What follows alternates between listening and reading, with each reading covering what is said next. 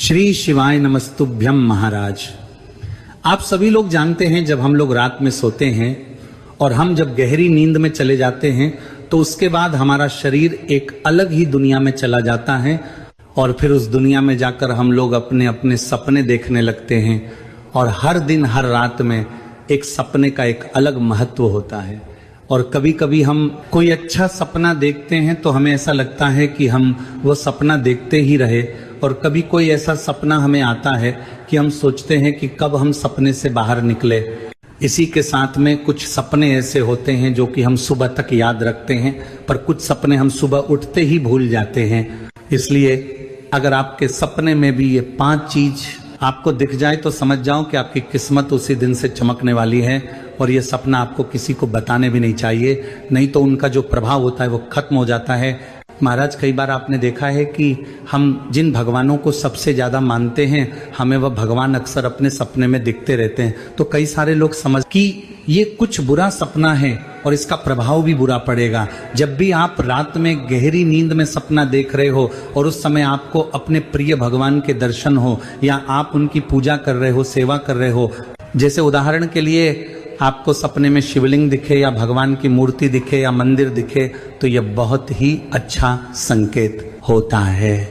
और इस सपने का मतलब होता है कि भगवान हमसे प्रसन्न है और उनका आशीर्वाद सदैव हमारे ऊपर बना रहता है। वरना हर किसी को सपने में भगवान के दर्शन नहीं होते हैं।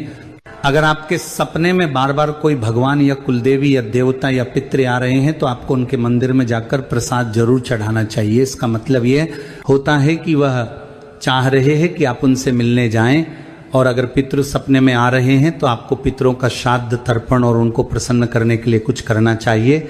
महाराज, इसके बाद में कई सारे लोगों को सपने में सांप बहुत दिखते हैं और वे इन सपनों को देखकर बहुत चिंतित भी होती है कि आखिर हमें ऐसे सपने क्यों आते हैं। वैसे महाराज, सांपों का सपने में आना अच्छा नहीं माना जाता है, पर कुछ स्थितियों में ये सपना अच्छा भी माना जाता है।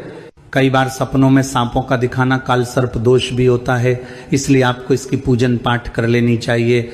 और ऐसा तभी होता है जब आपने कभी किसी सांप को नुकसान पहुंचाया हो। इसलिए जब भी नाग देवता दिखे तो उनका आप किसी तरीके से बुरा ना करें बल्कि अच्छा ही सोचें। कई बार सांपों को सपनों में देखना हमारे जीवन में दुख और परेशानी आने का संकेत भी होता है, और कई बार रोग और बीमारी का भी यह संकेत होता है। पर अगर आपको भगवान शिव जी के साथ में सर्प दिखाई दे तो ये एक अच्छा संकेत होता है। अगर आपको ज्यादातर सांपों के सपने आते हैं तो फिर आपको किन्हीं पंडित जी से पूजन जरूर कर लेनी चाहिए, क्योंकि कई बार नाग देवता हमसे नाराज होते हैं, इसीलिए वह हमें कुछ संकेत देते हैं कि आप उनके लिए कुछ करें। महाराज, इसके बाद में अगर आपको अपने सपने में मछली, घोड़ा या हाथी दिखता है तो ये एक बहुत ही अच्छा संकेत माना जाता है और माता लक्ष्मी जी के आने का रूप भी माना जाता है। यानी कि आपको तरक्की मिलने वाली है, आपके जीवन में पैसा आने वाला है। अगर वही आपको भैंस दिखे जाए तो यह बिल्कुल भी अच्छा संकेत नहीं माना जाता है और आपको कोई अशुभ समाचार मिलने का यह संकेत होता है, या आपके ऊपर कोई ऐसी मुसीबत आती है जो कि असहनीय होती है।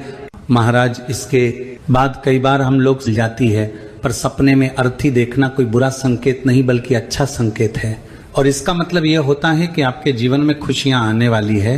वहीं अगर आप लोग अपने किसी परिवार के करीब जन को मरता हुआ देखते हैं या कोई बुरी घटना आपके किसी परिवार के सदस्य के साथ में हो रही हो और आप उसे सपने में देख रहे हैं तो ये कुछ हद तक बुरा माना जाता है, पर इसमें आपको कुछ डरने वाली बात नहीं है।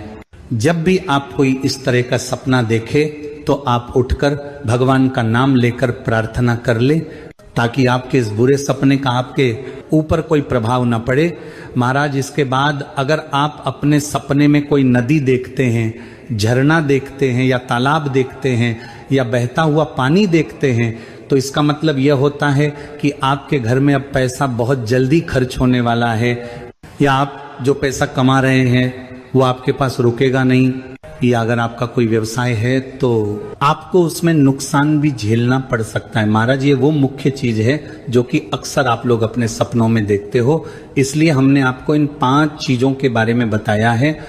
बाकी अगर आपको किसी और चीज का सपना आता है तो एक बार हमें कमेंट करके जरूर बताएं, हम उसके ऊपर भी वीडियो जरूर बनाएंगे।